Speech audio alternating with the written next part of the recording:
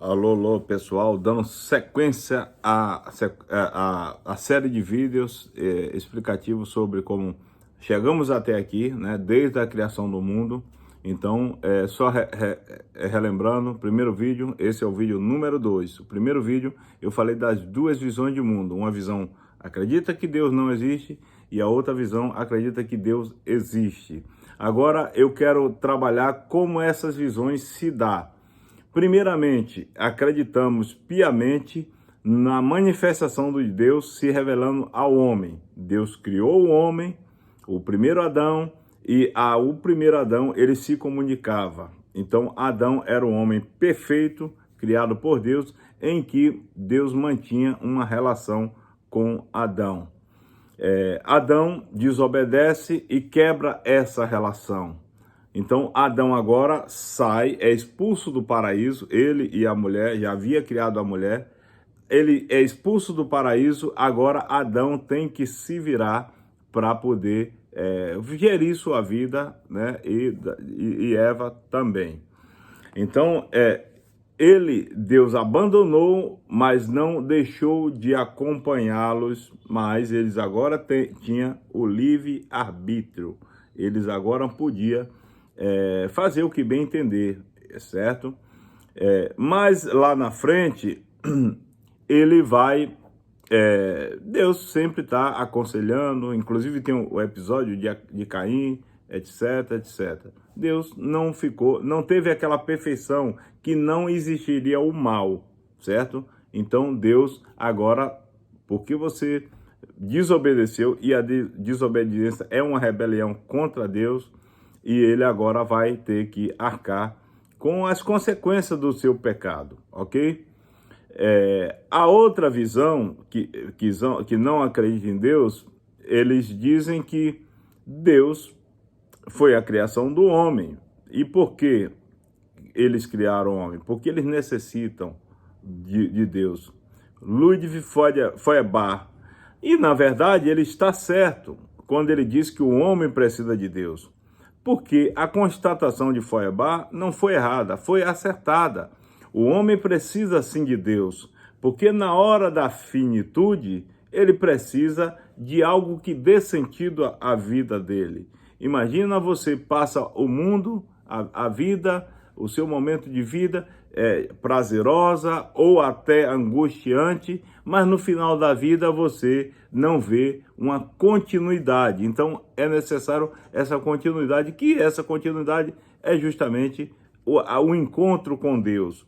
Obviamente que esse encontro será para salvação ou condenação, mas claro, quem viveu sua vida reta, idônea, né, aceitando a Jesus como Senhor e Salvador, obviamente que vai ter, que anseia por esse encontro, deve ansiar por esse encontro.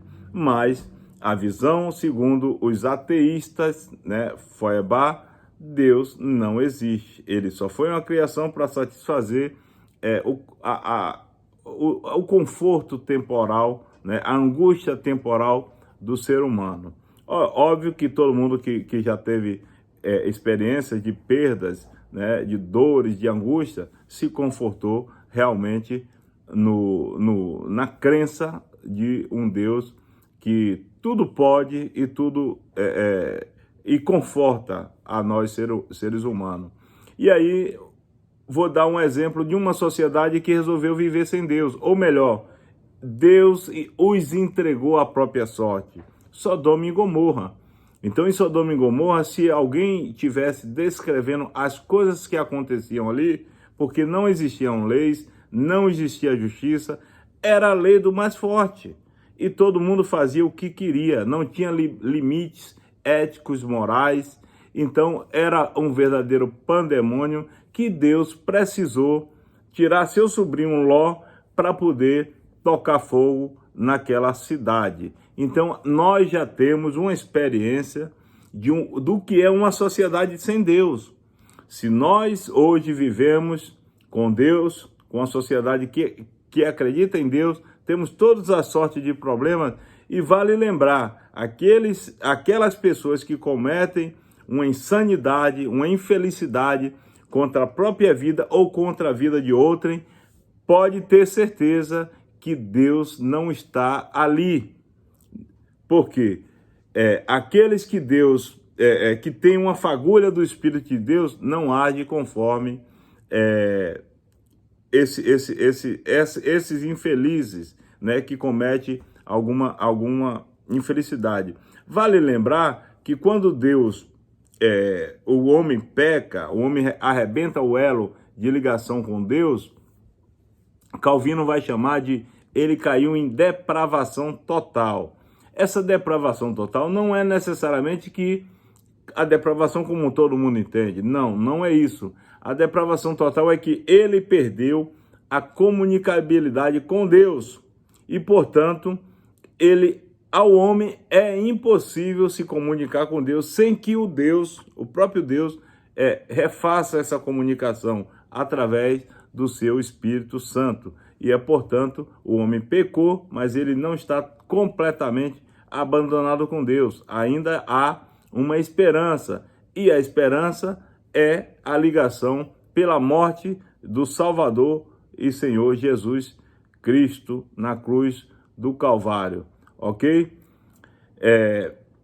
Essa visão também, a visão antagônica, ela tenta criar uma materialização e uma terrestralização para as coisas divinas, ou seja, nada que se comunique com o divino, com o eterno, independente de religião, eles querem aniquilar. Então, a outra visão antagônica, que nós chamamos de mente revolucionária, ou comunismo, esquerdismo, marxismo, eles aniquilam todo o processo de uma religião, seja ela cristã, seja ela de matrizes africana, seja ela católica, enfim, budista, etc. Eles tentam aniquilar, porque eles acreditam que não existe Deus, que isso é bobagem,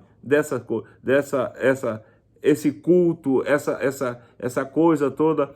E a ciência mostra, sim, que as pessoas que têm uma fé, elas respondem melhor à dor, elas respondem melhor a doenças incuráveis. E às vezes elas até se curam justamente por causa da fé. Quando a ciência joga todas as cartas na mesa, a fé entra em ação. E aquelas pessoas que têm uma relação com o divino com transcendente, elas terminam reagindo bem e às vezes até se curando de doenças que o médico já descartou. E isso ocorre por quê? Isso ocorre apenas para mostrar o poder de Deus, que Deus existe, não para salvar exatamente aquela vida. Sim, também, mas para, através daquela vida, mostrar que Deus é um Deus que entra na história, é um Deus que se revela ao ser humano. E ele se revela de várias formas. Então ele mostra, salvando aquela pessoa, que ele existe. Até porque, para Deus, não há necessidade de salvar aquela pessoa. Porque ele tem um lugar muito melhor, incomparavelmente melhor, para aquela pessoa. Mas ele, naquele momento, ele diz, eu não vou levar você, eu vou te curar para mostrar a eles que eu existo e curo pessoas. Eu existo e participo da história. Deus, geralmente, ele participa da história de uma forma coletiva, mas ele, quando ele não quer, ele sempre está se comunicando com aqueles que o buscam, porque assim diz a palavra. Então é isso, o vídeo já ficou muito longo. Deus abençoe e aguarde o próximo vídeo, número 3. Deus abençoe.